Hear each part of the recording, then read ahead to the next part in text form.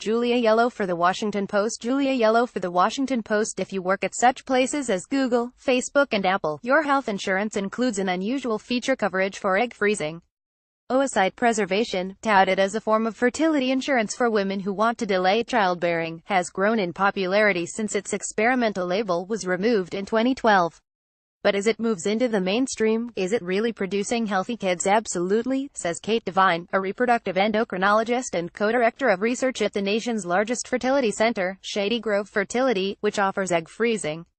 The data we have is quite reassuring about babies produced through egg freezing, she says, particularly for women for whom the alternative might be not to have a child from their own eggs. The procedure has been around since the 1980s and has gained popularity in recent years as many millennials delay parenthood. First, a woman's ovaries are stimulated using hormones, then eggs are harvested from the ovaries. If that sounds similar to in vitro fertilization, or IVF, which is used when a couple has had trouble conceiving, it is. The extracted eggs are preserved in specialized vials either through a slow freeze or a flash freeze process. The eggs are then stored in a cryopreservation facility, or egg bank. Once it's time to use them, they are thawed and fertilized as in the IVF process, and then inserted into the woman's womb. Success is hardly guaranteed. The American Society for Reproductive Medicine estimates that between 2 and 12% of frozen eggs yield a baby later. Oocyte preservation allows women to use eggs from a younger version of themselves, versions who, perhaps, haven't yet had cancer treatment, found a long-term partner or been ready for pregnancy. According to Devine, it's best for a woman to freeze her eggs by the time she's 35 years old to ensure the highest rate of success.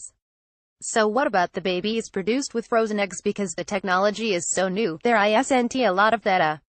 There's no registry of births achieved using frozen eggs, and very few studies have focused on outcomes beyond pregnancy.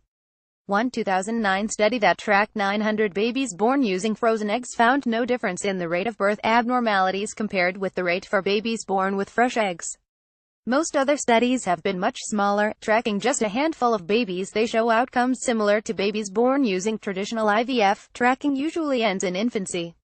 Although Devine estimates that tens of thousands of babies have been born using the procedure, there's no way of knowing how they're doing as they grow up. Women really want to know, am I going to have a baby from my eggs if I freeze them? Devine says. Perhaps the better question is, how will these babies fare once they go home? Learn more. reproductivefacts.org. Search for egg freezing.